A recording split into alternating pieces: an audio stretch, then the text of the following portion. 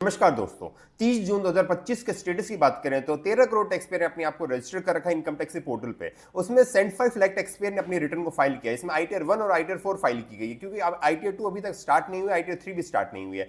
जिन 75 lakh tax payer ने अपनी return को फाइल किया है उसमें 71 लाख टैक्स पेयर ने अपनी रिटर्न को ई वेरीफाई किया है। मींस अभी भी 4 लाख टैक्स पेयर ऐसे हैं जिन्होंने अपनी रिटर्न को वेरीफाई ही नहीं किया है। तो आज की वीडियो में डिस्कस करेंगे क्या रीजन है जिसकी वजह से आपको रिफंड नहीं आता है, आपकी इनकम टैक्स की रिटर्न प्रोसेस नहीं हो पा रही है, और आपको क्या करेक्टिव एक्शन लेने हैं जिसके बेसिस पे आपका रिफंड टाइमली आ जाए, आपके रिटर्न प्रोसेस हो जाए। अगर आप वो करेक्ट एक्शन नहीं लेते तो उस केस में क्या पेनल्टी आपको फेस करनी पड़ सकती है, क्या कॉन्सिक्वेंसेस हो, तो वो भी अब डिस्कस करेंगे। तो हम हर एक चीज को डिटेल में डिस्कस करेंगे। बिफोर स्टार्टिंग दिस वीडियो, अगर आप चैनल पर नए हैं तो चैनल को सब्सक्राइब कर लेना, बेल आइकन अपने रिटर्न को टैक्स एक्सपर्ट के थ्रू फाइल कराने के लिए स्क्रीन पे जो नंबर आप कांटेक्ट कर सकते हैं। Let's start the video. सबसे पहले हम बात करते हैं क्या रीजन हो सकते हैं जिसकी वजह से आपको रिफंड नहीं आ पा रहा है। तो नंबर 1 रीजन जो है ई वेरिफिकेशन का है। आपने अपनी रिटर्न तो फाइल कर दी पर अपनी रिटर्न को ई वेरीफाई नहीं किया, मींस आधार ओटीपी के बेसिस पे उसको सबमिट नहीं किया, या अपना जो हार्ड कॉपी वो आपने सीपीसी को नहीं भेजी है। तो उसकी कुछ टाइम लिमिट होती है, वो हम डिस्कशन करेंगे। कैसे आप ई वेरीफाई कर सकते हैं इनकम टैक्स पोर्टल पे, वो भी हम डिस्कस करेंगे। इसके अलावा आपका बैंक अकाउंट का वैलिडेशन पेंडिंग है, या फिर बैंक अकाउंट का जो ईवीसी है वो इनेबल नहीं किया गया है, या फिर आपका बैंक का मर्जर हो गया जिसकी वजह से आपका आईएफएससी कोड या अकाउंट नंबर चेंज हो गया है, तो वो अभी आपको करेक्शन करना है, वो भी आपने नहीं किया है। फिर आपका पैन नंबर बैंक से लिंक नहीं है जिसकी वजह से आपको रिफंड नहीं आ पा। सो गाइस, ये मेजर 5 रीजन है जिसकी वजह से आपको रिफंड नहीं आ पा रहा है। तो हम हर एक रीजन को डिटेल में डिस्कस करते हैं कैसे आपको रिजॉल्व करना है। सबसे पहले आपको ये समझना होगा कि जो ई वेरिफिकेशन है उसकी टाइम लिमिट 30 डेज की होती है। अगर अपनी रिटर्न को 30 डेज में सर्टिफाई नहीं करते तो उस केस में आपको कॉन्सिक्वेंसेस फेस करने पड़ सकते हैं। तो आपको अपनी रिटर्न जो भी आपने फाइल की उसको या तो ई वेरीफाई करो, ई वेरीफाई करने के आधार ओटीपी के बेसिस पे आपको वेरीफाई करना। पहले टाइम लिमिट 120 दिन की थी पर वो उसको रिड्यूस करके 30 डेज कर दिया गया है। इसे अगर आप ई वेरीफाई नहीं करते तो अपनी hard copy means ITR V जो आपका फॉर्म वी होता है उसको प्रिंट करके उसको सेंड करना पड़ेगा सीपीसी को विद इन 30 डेज।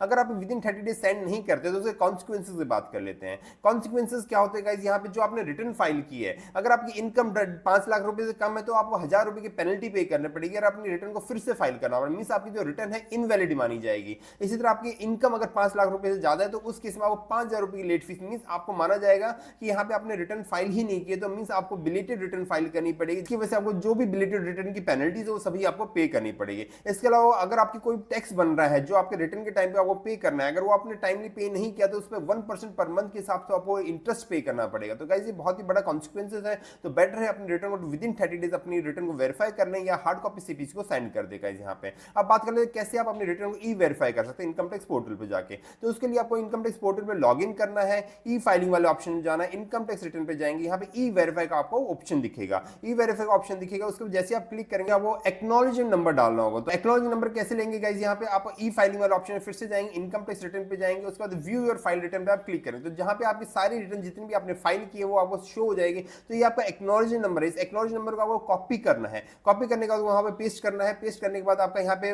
जो रिटर्न होगा उसको विजिबल हो जाएगा, उसको आधार ओटीपी के बेसिस पे उसको ई वेरीफाई करना है, उसको सबमिट कर दें। तो जैसे आप सबमिट करेंगे उसकी प्रोसेसिंग आपकी स्टार्ट हो जाएगी और जो भी आपका रिफंड बन रहा है वो आपका रिफंड आपका आ जाएगा यहाँ पे। अब बात करते हैं अदर रीजन जो बैंक की वजह से मींस बैंक अकाउंट में कोई इशू होता है तो उसको, तो बैंक से रिलेटेड जो भी इशू हो वो हम डिस्कस कर लेते हैं। तो सबसे पहला जो रीजन होता है रीवैलिडेशन होता है। आपको यहाँ पे रीवैलिडेट करना है अपने बैंक अकाउंट में जो भी आपका रिफंड फेल हुआ है यहाँ पे। तो अपने बैंक अकाउंट को यहाँ से प्रॉपर सिलेक्ट करना है कि सेविंग अकाउंट है, करंट अकाउंट है, प्राइमरी अकाउंट, उसको नॉमिनेट करना है। आपका आईएफएससी कोड यहाँ चेक करेंगे, उसके बाद वैलिडेट कर देंगे। तो जैसे आप वैलिडेट कर देंगे यहाँ पे ग्रीन टिक आपके पास आ जाएगा, मींस आपका अकाउंट वैलिडेट हो गया है, पर अभी भी इसमें आपका रिफंड नहीं आएगा। उसके लिए आपको दूसरा जो काम करना है ईवीसी इनेबल करना है। तो ईवीसी इनेबल कैसे करेंगे, आप अपने उसी अकाउंट पे जाना है गाइस, यहाँ पे जिसमें आपको रिफंड चाहिए उसके साइड में देखिए टिक करेंगे, इनेबल्ड ईवीसी करेंगे। तो जैसे आप इनेबल्ड ईवीसी करेंगे उसका देखिए आपके यहाँ पे ईवीसी इनेबल आपका अकाउंट आ जाएगा गाइस यहाँ पर। इसके बाद आपको यहाँ पे नेक्स्ट जो स्टेप करना है वो नॉमिनेट करना है इस अकाउंट को। तो नॉमिनेट कैसे करेंगे, उसी अकाउंट को आपको जाना है गाइस यहाँ पर। उसके बाद देखिए अभी वैलिडेट हो गया, ईवीसी इनेबल हो गया, रिफंड के लिए एलिजिबल हो गया, पर अभी भी इसमें आपका रिफंड नहीं आएगा। तो आपको यहाँ पे नीचे टिक करना है, उसे इनेबल्ड करना है अपने अकाउंट को